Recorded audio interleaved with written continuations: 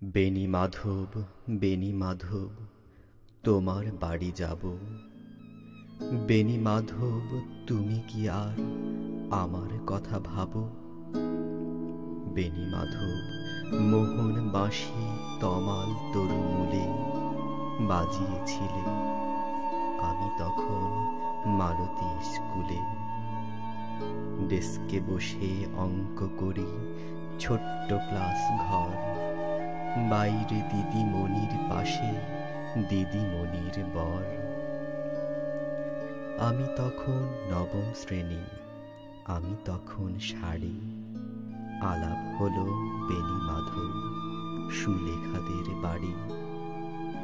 বেনি মাধব, বেনি মাধব, লেখাপড়ায় ভালো, শহর থেকে বেড়াতে এলে আমার রং কালো। তোমায় দেখে এক দৌড়ে পালিয়ে গেছি ঘরে। বেনি মাধব, আমার বাবা দোকানে কাজ করে। গুঞ্জে অলি গুঞ্জে তবু ফুটেছে মঞ্জরি, সন্ধেবেলা পড়তে বসে অঙ্কে ভুল করি। আমি তখন নবম শ্রেণী, আমি তখন 16। ব্রিজের ধারে বেনি মাধব, লুকিয়ে দেখা হলো। বেনি মাধব, বেনি মাধব, এত দিনের পরে সত্যি বলো, সেসব কথা এখনো মনে পড়ে? সেসব কথা বলেছ তুমি তোমার প্রেমিকাকে?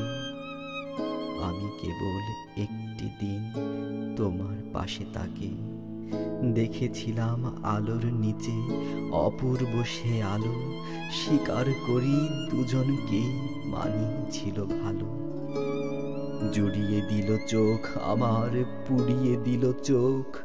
বাড়িতে এসে বলেছিলাম ওদের ভালো হোক।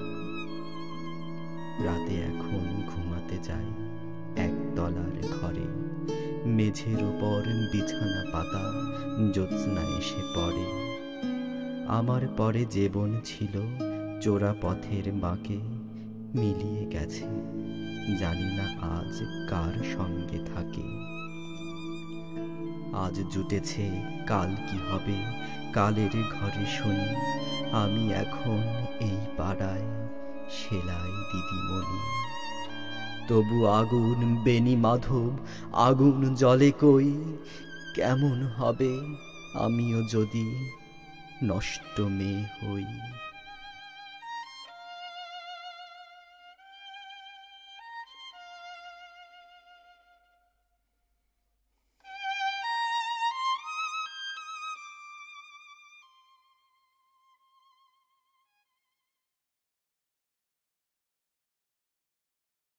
বেনি মাধব, বেনি মাধব, তোমার